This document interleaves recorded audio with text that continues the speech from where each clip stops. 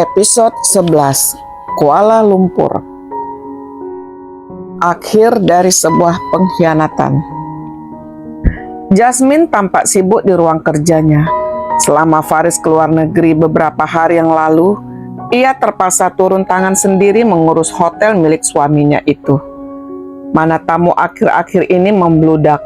Sebagian karyawan terpaksa ikut lembur, bahkan ada yang tidak pulang dan terpaksa menginap di hotel.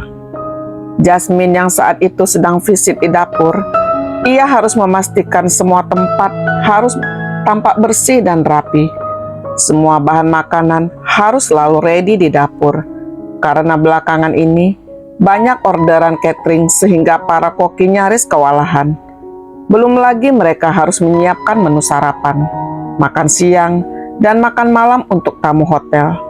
Jasmine duduk, lalu ia membuka ponsel. Assalamualaikum sayang. Macam mana kabar Mami? Waalaikumsalam sayang. Alhamdulillah, Mami dah oke. Lusa, I dan Mami akan balik KL. Macam mana hotel? Baik-baik aja kan? Tanya Paris saat itu, yang sedang berada di ruang tunggu sebuah rumah sakit, menunggu ibunya yang lagi ditangani oleh dokter. Alhamdulillah, syukurlah sayang. Apa kisah koki yang yurek kutu? Tak sampai pun. Kita kena cepat tambah koki.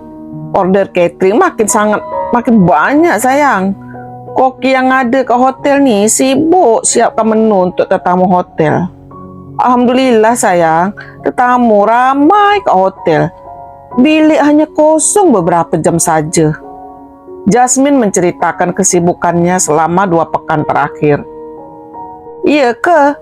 Alhamdulillah sayang. Hari ini sampailah tu dia. Mungkin kejap lagi. Tadi pagi I ada call dia.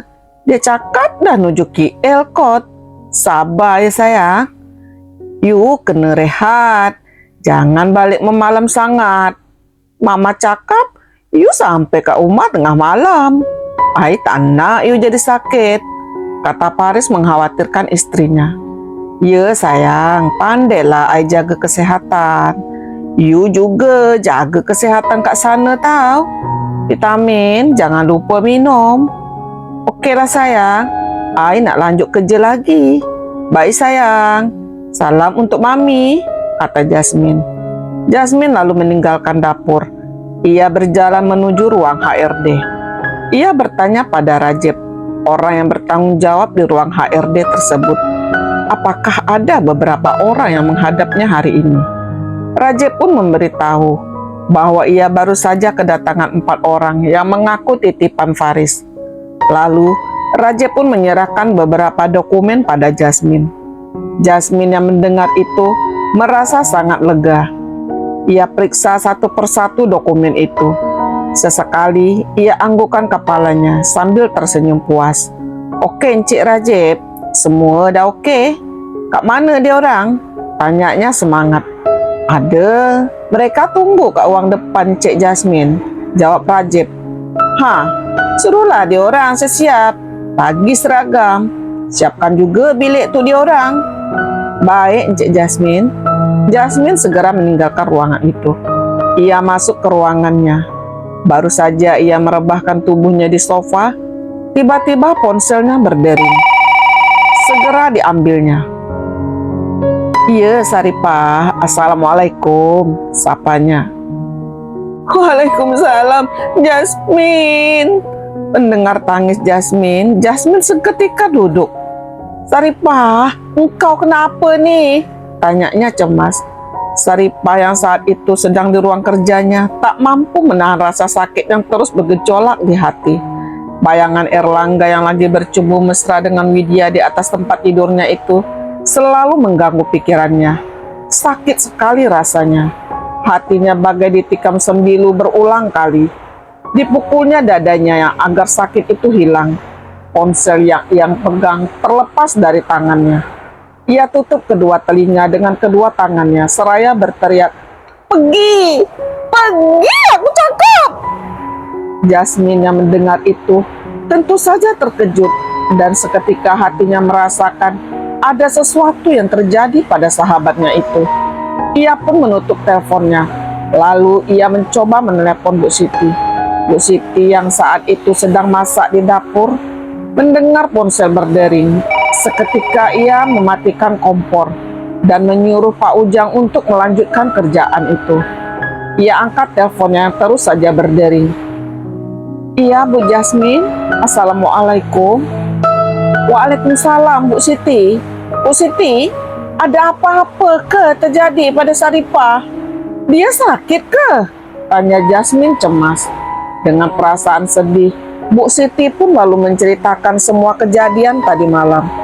Ia juga menceritakan bahwa ia dan Pak Budi melihat Erlangga dan Widya yang bermain gila di rumah saat Saripah tidak ada. Mendengar itu, telinga Jasmine seperti naik beberapa senti. Darahnya mendidih. Astagfirullahalazim. Ini udah melampau sangat, Bu Siti. Macam mana Saripah? Tanyanya geram. Ibu hanya mengurung dirinya di ruang kerja. Saya khawatir, Bu Jasmine. Dari kemarin, Ibu nggak keluar. Ibu hanya minta ambilkan pakaian yang ada di kamarnya. Ibu nggak mau masuk ke kamarnya lagi. Jawab Bu Siti sedih. Iyalah, dia mesti trauma tengok bilik tuh. Kurang ajar Langga nih. Memang tak ada akhlak langsung. Boleh-bolehnya diajak perempuan jalan tuh masuk bilik pribadi. Bu Siti, I minta tolong. Jaga Saripah baik-baik tau. Tengok dia kat bilik kerja tu. Jangan sampai dia buat hal yang tak baik. Esok kalau my husband balik, I bertolak ke sana, kata Jasmine. Ia terus mengkhawatirkan keadaan Saripah. Ia tidak ingin Saripah melakukan hal nekat lagi. Chiang Mai. Setelah Ibu Narita, Pak Leo, Sarah, dan Tom pulang ke Norwegia, rumah Grandma Onci terasa sepi. Hanya ada dia dan William yang ditemani Jack dan Ken. Grandma Onci yang saat itu duduk di teras belakang rumahnya dengan shawl yang melingkar di lehernya. Sesekali terdengar batuknya yang kuat. William yang melihat itu segera menghampiri. Ia membawakan jaket yang berbulu halus tapi tebal itu. Ia kenakan di badan Grandma seraya berkata, "Ayo Grandma, masuk. Cuaca di luar sangat dingin. Tidak baik bagi Grandma." "Biarkan aku sebentar di sini, Nak. Ingin sekali aku menikmati udara dingin ini. Dulu, sewaktu almarhum suamiku masih ada, ia sering mengajakku duduk sore di sini sambil minum teh panas," kata Grandma Onci terbatuk-batuk. Willy kaget saat dilihatnya ada darah segar di telapak tangan Grandma. "Grandma berdarah lagi. Ayo masuk Grandma. Grandma harus istirahat. Besok lusa kita akan melakukan perjalanan jauh. Ayolah Grandma," kata William khawatir. Diangkatnya kedua tangan Grandma yang lagi duduk di sebuah kursi rotan itu. "Tidak Nak, biarlah aku menikmati dan mengenang saat indahku dulu. Mungkin nanti aku tidak akan bisa lagi untuk mengenangnya," kata Grandma Onci. William mengelap tangan Grandma dengan tisu basah hingga bersih. Juga bibir Grandma yang terkena percikan darah saat ia batuk tadi. "Jangan bicara seperti itu Grandma. Grandma akan baik-baik saja. Percayalah." William memegang kedua tangan Grandma. "Kenapa aku merasakan tubuhku tidak baik-baik saja? Belakangan ini, aku menjadi sangat lemas," kata Grandma Onci dengan suara pelan dan hampir tidak terdengar. "Kurasa itu karena waktu berobat Grandma tiba. Aku yakin setelah kita pulang dari Amerika nanti, kesehatan Grandma akan pulih kembali. Ken sudah menyiapkan segala dokumen dan semua keperluan kita, termasuk mengurus rumah sakit dan dokter yang akan menangani Grandma nanti di sana. Semua sudah oke Grandma. Kita hanya tinggal berangkat saja. Aku juga sudah menyiapkan semua pakaian Grandma yang akan dibawa," kata William. Dipandanginya Grandma seraya tersenyum. Dikecupnya kening dan kedua tangan wanita tua yang sangat dikasihinya itu. Grandma tersenyum. Ia balas mencium tangan William dan berkata, "Nak, sebenarnya aku sudah tidak ingin pergi, tapi kamu terus memaksa. Aku merasa semua itu tidak akan memberi efek yang lebih. Tapi untuk menyenangkan hatimu, aku mengikut saja," kata Grandma. Grandma harus optimis. Kemana grandmaku yang dulu selalu kuat dan penuh semangat, yang selalu memberi kekuatan padaku? Tanpa grandma, mungkin aku tidak akan menjadi seperti sekarang ini, kata William memberi semangat. Kamu jadi seperti ini, itu karena dorongan dari dirimu sendiri, nak. Orang lain tidak bisa membuat kita berubah jika kita tidak berusaha dan tidak mau berubah. Dipandangnya wajah William lama. Lalu ia usap kedua pipi itu dengan tangannya yang sudah mulai keriput. Tetesan kristal bening itu mengalir dari sudut matanya. William yang melihat itu segera diusapnya air mata yang mengalir di kedua pipi yang tampak masih kencang itu, seakan tidak termakan usia. Grandmaku yang cantik. Aku tahu grandma merindukan suami dan anak grandma. Tidak apa, jika tangisan ini akan membuat grandma merasa lebih baik, maka menangislah. Lepaskan semua rasa rindu di hati grandma. Satu hal yang harus grandma tahu, bahwa aku akan selalu ada untuk grandma. William memeluk wanita tua itu dengan penuh rasa sayang. Diusapnya punggung grandma yang menangis sesunggukan. Air matanya membasahi baju William. William membiarkan sesaat, mencoba memberi ketenangan dan kehangatan di hati grandma. Dan beberapa saat kemudian, grandma melepaskan pelukan William. Digenggamnya kedua tangan William seraya menatap dengan pandangan pilu. Lalu ia berkata, "Nak, aku ingin menjadi muslim sepertimu. Bisakah kamu membantuku?" William seketika terperangah mendengar itu. Rasanya hampir tak percaya, meski hatinya bersorak gembira. Dipeluknya grandma dengan semangat. Tak henti-hentinya ia mencium tangan grandma Onci. "Benarkah yang kudengar ini? Grandma ingin masuk Islam? Aku sangat senang dan bahagia mendengar ini," kata William penuh semangat. "Iya, nak. Tolong bantu aku untuk melakukan seperti apa yang kamu lakukan. Aku tahu itu tentu tidak mudah untuk wanita setua aku ini, tapi aku akan berusaha semampuku," jawab grandma antusias sekali. William mengangguk-anggukkan kepalanya. Tampak sekali raut bahagia di wajahnya. "Pasti, grandma. Aku akan membantu. Pelan-pelan saja.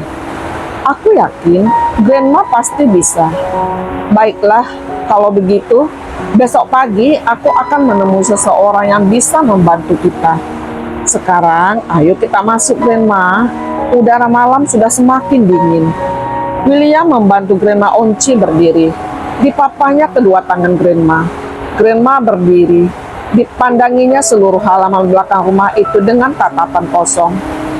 "Mungkin tidak akan ada lagi hari di mana aku bisa duduk santai, menikmati kopi di sini, bersamamu, nak, bersama kenanganku," kata grandma Onci sedih. Grandma harus tetap semangat. Katanya mau jadi mualaf. "Semangat, grandma. Grandmaku harus tetap optimis. Percaya aku, grandma akan sehat." Mereka pun berjalan. William menggandeng tangan grandma Onci karena ia tidak suka dipapah. Meskipun jalannya sudah payah, grandma merebahkan tubuhnya di sebuah ranjang yang terlihat sangat mewah dengan kasur tebal yang sangat empuk. Kamar itu tampak sangat rapi dan bersih, meski perabotan di dalamnya tidak bisa dikatakan sedikit. Tapi ditata sedemikian rupa, sangat teratur, membuat mata yang memandang merasa nyaman. Grandma Onci mengatupkan kedua telapak tangannya persis di depan hidung. Lalu mulutnya komat-kamit seraya memejamkan mata. 5 menit kemudian, matanya terbuka perlahan. Dipandangnya William yang berdiri di samping tempat tidur. "Terima kasih, nak. Kembalilah ke kamarmu dan segera istirahat." Tidak, Grandma. Malam ini aku akan menemani Grandma tidur di sini. Aku akan tidur di sofa. William menyelimuti tubuh Grandma Onci. Grandma tersenyum senang. Tidurlah di sini, nak, di sebelahku, kata Grandma seraya menunjuk posisi di sebelah tangan kanannya. Ia merasa sangat bahagia mendengar William mengatakan akan tidur bersamanya malam ini. William tersenyum dan mengangguk. Malam semakin larut. Tidak terdengar suara apapun, kecuali denting jam yang berbunyi. Pekanbaru. Erlangga duduk dengan raut wajah hampa. Dipandangnya foto yang ada di atas meja kerja yang terletak persis di hadapannya. Diambilnya figura itu, lalu mengusap surat wajah cantik yang ada di foto. Tidak ada kata yang mampu terucap di bibirnya saat itu, kecuali rasa penyesalan yang terus menghantam dadanya. Tiba-tiba Widya masuk tanpa mengetuk pintu. Diambilnya figura yang dipegang Erlangga, lalu ia lempar dan prang! Serpihan kaca berserak di lantai marmer itu. Erlangga seketika berdiri, tangan kanannya melayang ke pipi Widya. Tentu saja hal itu membuat Widya menjadi murka. Ia balas ingin menampar, tapi tangan Erlangga dengan cepat menangkap tangannya. Belum puas kau dengan apa yang sudah kau lakukan padaku, pada rumah tanggaku, kata Erlangga geram. Aku begini juga karena dirimu, kau yang tak pernah adil. Untuk apa kau tangis lagi perempuan yang sudah membuangmu, kata Widya dengan nada penuh emosi. Ia lalu duduk di sofa dan menyandarkan punggungnya seraya mengerus perutnya yang semakin buncit itu. Erlangga berjalan menuju pintu tanpa memperdulikan Widya yang ada di situ. Tapi belum sempat ia membuka pintu, Jasmine masuk. Seketika diseretnya Erlangga ke dalam, dan tamparan keras pun melayang di kedua pipi Erlangga. Erlangga hanya diam, tanpa perlawanan. Ia biarkan Jasmine memukul dadanya. Jasmine yang saat itu terlihat sangat emosi. Saat matanya tertuju pada Widya, dengan geram dihampirnya. Plak! Telapak tangan kanannya kini mendarat di pipi Widya. Widya berdiri sambil memegang perut buncitnya seraya berkata dengan nada tinggi, "Apa-apaan kau? Dan siapa kau berani menamparku? Kok kamu diam aja sih melihat istrimu diperlakukan kasar? Siapa sih wanita ini?" Tanyanya pada Erlangga yang hanya berdiri memegang pipinya yang tampak merah.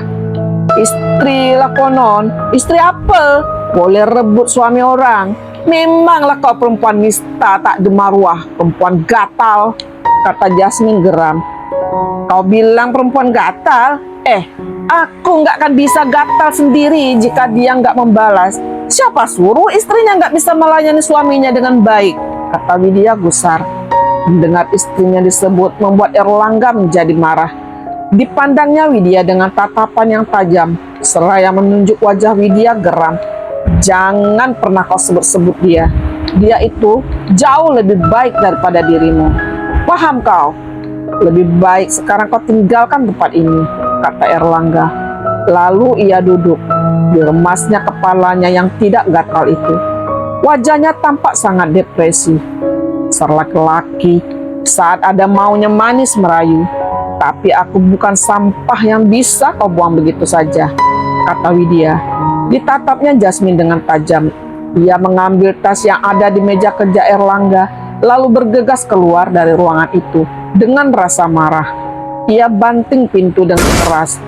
Tentu saja hal itu membuat beberapa pasang mata mengalihkan pandangan ke arahnya. Widya tak peduli.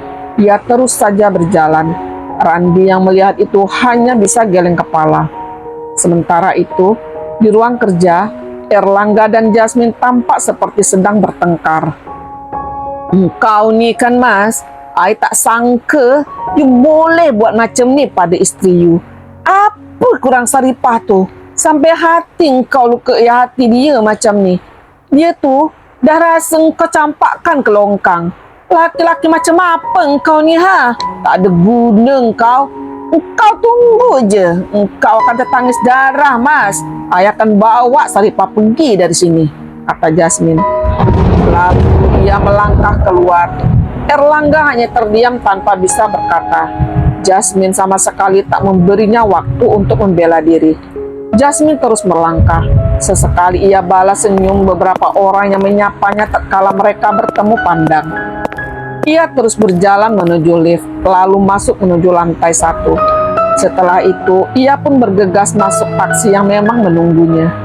Setelah ia menyebutkan alamat yang dituju, taksi pun berlalu membelah jalan yang saat itu sedang diguyur hujan deras.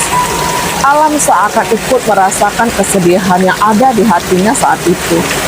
Sesampainya di rumah Saripah, Jasmine berlari kecil ketika keluar dari taksi.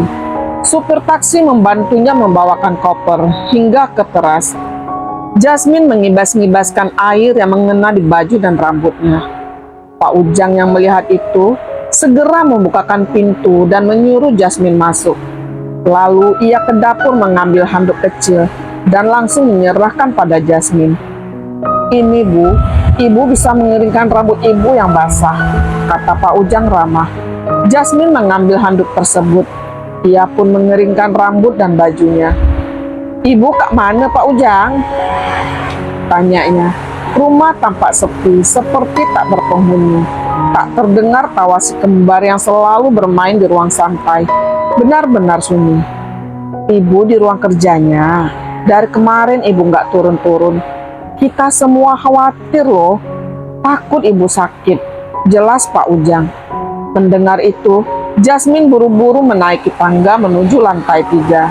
Saat melewati kamar tidur Saripah, hatinya bergemuruh kencang. Darah di ubun-ubunnya seakan mendidih. Jasmine terus ke ruang kerja Saripah yang terletak di ujung. Pelan-pelan dibukanya pintu yang tak terkunci itu. Tampak Saripah duduk menyandar di tempat tidur dengan memeluk kedua lutut dan boneka kecil. Ia hanya menundukkan wajahnya. Hancur hati Jasmine melihat keadaan sahabatnya itu. Perlahan ia mengusap dada seraya menarik nafas. Ia dekati Saripah seraya berkata, "Saripah, you okay?" Saripah mengangkat kepalanya. Dipandangnya Jasmine sesaat. Setelah sadar bahwa itu benar-benar Jasmine, Saripah langsung memeluk sahabatnya itu. Tangisnya pun pecah. Tak apa. I akan sentiasa sokong you. You tak kesorangan, Saripah," kata Jasmine mengusap punggung Saripah iba. "Jasmine, I rasa macam perempuan yang tak ada berharga. I rasa macam tercampak ke longkang. I tak percaya Mas Er sanggup buat I macam ni. Apa salah dan dosa I, Jasmine? Apa?" Saripah terus menangis. "Tak, jangan cakap macam tu. Mutiara, meski dibuang ke longkang sekalipun yang penuh lumpur, ia tetaplah sebiji mutiara yang akan terus bersinar. Engkau tak ada dosa apapun. Memanglah Erlangga jantan tak guna, menyampah. Dahlah tu, tak patut engkau berurai air mata untuk dia." "Tapi hati I sakit, Jasmine. Sakit. I tak dapat buang bayang dia bercumbu kat katil I. Ya Allah, Jasmine. Sakit rasa dia. Dia dah berkahwin dengan perempuan tu. Dah lama pun. Pandai dia tipu I selama ni. I tak ada kat rumah. Dia pun terus masukkan perempuan tu kat katil I. Seronok dia bercinta kat atas tu. Isteri mana yang sanggup terima ini, Jasmine? I tengok dengan mata kepala I seorang." Saripah memegang dadanya dengan kedua tangannya. Jasmine memeluk erat Saripah. Hatinya seperti teriris. "I tahu, I dapat rasa apa yang kau rasa. Memanglah sakit. Inilah ujian yang engkau harus terima. Tuhan takkan bagi ujian di luar kesanggupan kita, Saripah. Aku yakin engkau akan sanggup melalui semua ini. Kita tak tahu hikmah apa yang ada di sebalik cabaran ini." Jasmine mengambil segelas air putih, lalu ia berikan pada Saripah. "Nah, bawa minum dulu," kata Jasmine. Dihapusnya air mata yang mengalir di kedua pipi Saripah dengan lembut. Lalu ia membetulkan letak jilbab Saripah yang sudah berantakan itu. Saripah meminum air putih yang diberikan Jasmine. Ditariknya napas dalam-dalam, lalu dihembusnya perlahan. Kembali ia mengusap dadanya. Gemuruh yang tadi bergejolak kencang kini mulai reda. Dulu, I sanggup tinggalkan cinta I karena I tak boleh hampukan dia yang dah baik hibur I masa tu. Masa I tercampak, dia yang sentiasa ada masa tu. I tinggalkan orang yang I cinta dan I menikah dengan dia. Tapi you tengok, ini balasan dia pada I. I dah korbankan segala demi dia. Saripah memeluk boneka kecil yang sedari tadi dipegangnya. Sesekali ia dekapkan ke dadanya, seraya menghela napas dalam. Ya, aku tahu, engkau dah korbankan segala rasa. Inilah cabaran hidup yang kita mesti terima. Engkau kenalah kuat dan bersabar. Anak-anak engkau perlukan maminya lagi. Jangan engkau berlarut dalam sedih. Engkau kena bangkit lagi. Mulai lagi dari awal. Sekarang apa engkau nak buat? Tanya Jasmine tak henti-hentinya memberi semangat. I dah bagi tahu peguam I, dia akan urus semua. I dah tak boleh nak hidup sama dengan Mas R. I tak sanggup, Jasmine. Kau dah yakin dengan keputusan yang kau pilih? Kelak jangan pula rasa sesal berkecamuk ke hati you. Tanya Jasmine lagi. Ya, I dah fikirkan semua. Yang I tak sanggup lagi nak hidup serumah dengan lelaki yang dah curangkan I. I terlampau sakit hati, Jasmine. Apa yang I tak buat lagi untuk dia? I sanggup resign kerja semata hanya untuk mengabdi pada suami dan anak-anak I. I urus semua keperluan dia. Ya Allah, Jasmine. Bukan I tak ikhlas. Bukan I nak ungkit. Tapi hati kecil I macam tak boleh terima kecurangan dia. Hanyalah Allah yang tahu apa yang I rasa masa ni. Air mata itu kembali mengenang di kedua pipi Saripah. Ikhlaskan semua yang dah berlaku. Serahkan semua pada Allah. Dinginkan hati dan pikiran you. Biar padam segala amarah. Lepas engkau bercerai, apa yang kau nak buat? Apa kata you ikut I ke KL? Apa kau nak buat kat sini? Kata Jasmine. I ada plan yang I nak tinggal kat Korea. Ada kawan lama I kat sana. Dia dah berjaya dengan bisnes kedai resto. Dia ajak I ikut sama kembangkan bisnes tu. I ingat tak ada salahnya juga I cuba. Memanglah I takkan tinggal kat sini lagi, jawab Saripah. Alamak, jauh engkau nak pergi. Kat KL pun kau boleh buka kedai resto. Kita boleh bantu kau, Saripah. Janganlah kau pergi jauh. Macam mana aku nak jumpa engkau kelak? Kata Jasmine dengan nada sedih. Digenggamnya kedua tangan Saripah dengan erat seakan memohon. Mana ada jauh. Engkau kan boleh je terbang dari KL Korea. I pun sama. Boleh buat macam tu, jawab Saripah. Diambilnya tangan Jasmine lalu mengecupnya. Macam mana dengan nopel-nopel you? Tanya Jasmine lagi. I tetap nulis. Kontrak kerja I dengan orang Jakarta tu masih 3 tahun lagi. Tak apa, I boleh je terbang Jakarta bila-bila masa. I takkan lepaskan tu, jawab Saripah. Okeylah kalau macam tu. Bila-bila you berubah fikiran, you bagi tahu I. Okey? InsyaAllah, I dan Paris akan selalu sokong you. Terima kasihlah Jasmine. You memanglah sahabat terbaik I. You selalu ada dalam masa-masa susah I. Itulah gunanya sahabat. Mesti saling berbagi susah senang kita hadap bersama. Dah, tak payah nak sesedih lagi. Jomlah kita pergi makan keluar. I dah rindu nak makan asam pedas paten tu ajak Jasmine seraya berdiri. Diajaknya Saripah bangkit dari tempat tidur. Saripah mengikuti. Engkau sesiaplah. Mandi wangi-wangi, berdandan yang cantik. I nak jumpa sekembar kat bawah, katanya lagi sambil berjalan keluar. Okey lah, tak lama, kejap I sedialah, kata Saripah pula. Sesampainya di kamar si kembar, kamar kosong.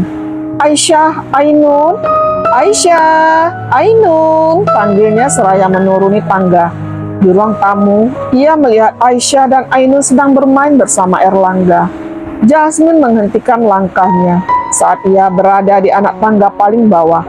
Sesaat matanya beradu pandang dengan Erlangga, Jasmine seketika membuang muka.